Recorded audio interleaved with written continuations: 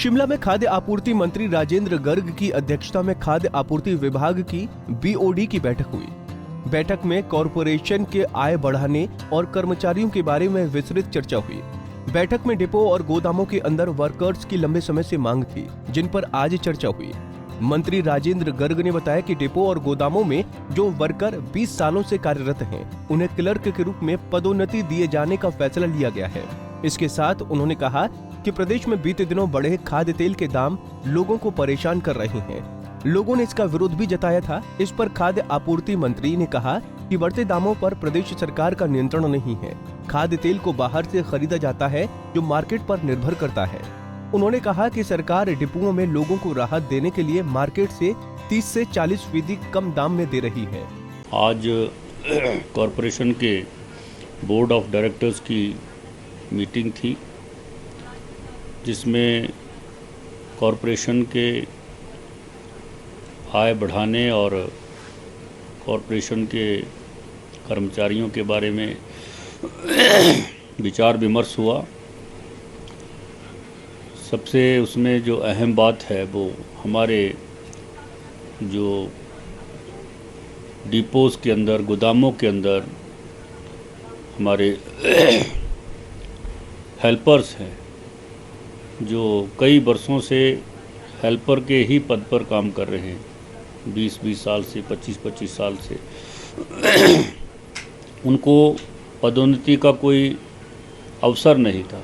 तो ऐसे सभी हमारे इन कर्मचारियों की काफ़ी लंबे समय से मांग आ रही थी कि हमको हमारी सेवाओं में जो है वो छूट देकर, जो हमारी मिनिमम क्वालिफ़िकेशन है उसमें छूट देकर जो है हमको कम से कम क्लर्क के पद पर जो है वो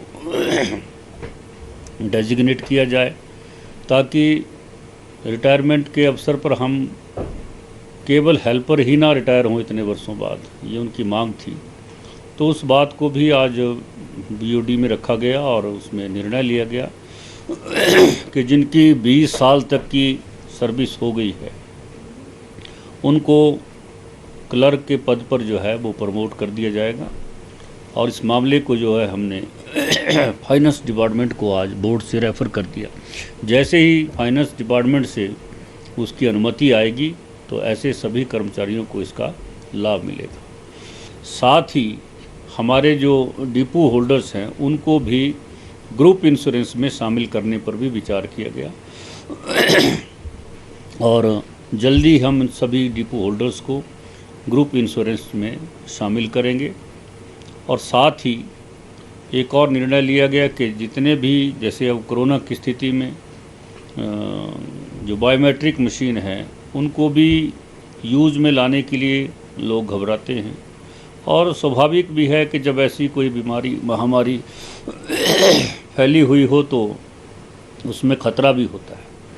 तो इसके लिए हमने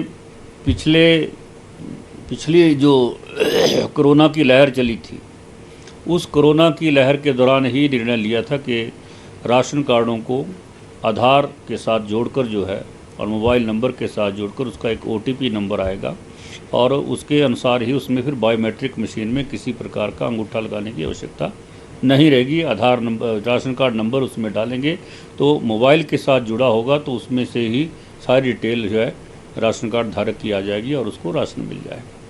तो उसमें हमारा लगभग 80% काम पूरा हो गया है।